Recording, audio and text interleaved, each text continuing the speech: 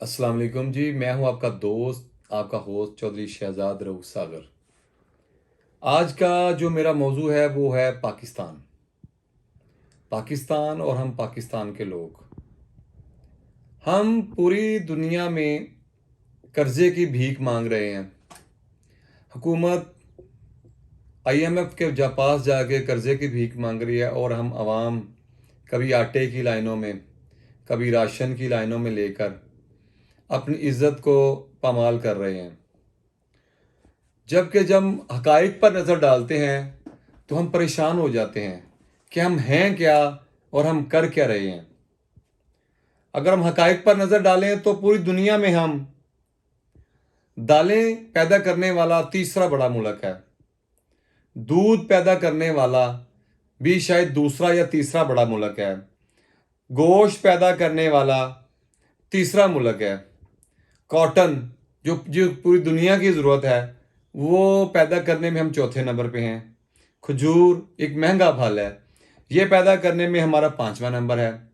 कमाद जिसे आप गन्ना भी कहते हैं, जिससे चीनी बनती है, जिससे गुड़ भी बनता है, वो पूरी दुनिया में पैदा करने में हमारा 5वां नंबर है।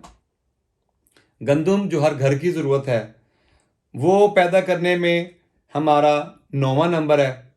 चावल भी पूरी दुनिया की ज़रूरत है, वो पैदा करने में हमारा 8वां नंबर है। तंबाकू सिगरेट नोशी में इस्तेमाल होता है जो, उसे पैदा करने में हमारा 6वां नंबर है। प्याज, पालक, ये चीज़ें पैदा करने में हम 8वें और 9वें नंबर पर हैं। आड़ू पैदा करने वाला बहुत अच्छा फल जो है उस पे पैदा करने में हम तीसरे नंबर पर हैं। अमरूद में हम 5वें नंबर पर हैं। आम पूरी दुनिया में पाकिस्तान का मशहूर है, उसमें हमारा 6वां नंबर है। बादाम 8वें नंबर पे है और पिस्ता 16वें नंबर पे पैदा करने वाले हम। ये तो होगी ज़राअत की बात।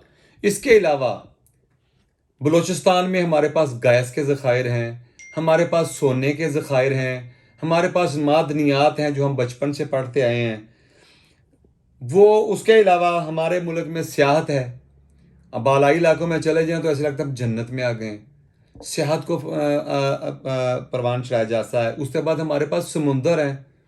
कई मुल्क ऐसे हैं जिनके पास सरहदें नहीं हैं, समुंदर की साहिल नहीं है, और वो रशिया जैसे मुल्क गर्म पानी को तरसते हैं। उसके अलावा हमारे पास बंदरगाहें हैं, हमारे पास रसद गाहें हैं, हमारे पास पहाड़ हैं, हमारे पास मार्बल के ज़खायर हैं। उसके बाद सबसे बड़ी बात, हमारे पास नमक के ज़खायर हैं। पूरी दुनिया में शायद हम पहले नंबर पे होंगे जितना हमारे पास नमक है। हमारे पास मछली है, समुद्र से जितनी मर्जी हम निकाल के एक्सपोर्ट कर सकते हैं। हमारे पास किन्नू, पूरी दुनिया में सरगोदे का किन्नू माना जाता है। उसके अलावा फिर हम एटमी पावर भी हैं, हमारे पास एटमी टेक्नोलॉजी भी है, जिसका हम 99 में हमने पूरी दुनिया को बताया था। और हमारे इस्लामी ममालिक ने वहाँ मिठाइयाँ बांटी थी कि आज एक इस्लामी हमारा बरादर मुल्क जो एटमी पावर बन चुका है। इतनी ज़्यादा चीज़ें, पेपर मेरा भर चुका है और भी मैं कुछ भी नहीं लिख पाया। इतनी ज़्यादा चीज़ें होने के बावजूद हम भीख मांग रहे हैं। क्या किसी ने सोचा हमारे हुक्मरान, हमारे अवाम, हमारे पॉलिटिशियंस, हमारे ब्यूरोक्रेट्स, हमारे इदारे, कोई भी सोच रहा है कि हम भीख क्यों मांग रहे हैं?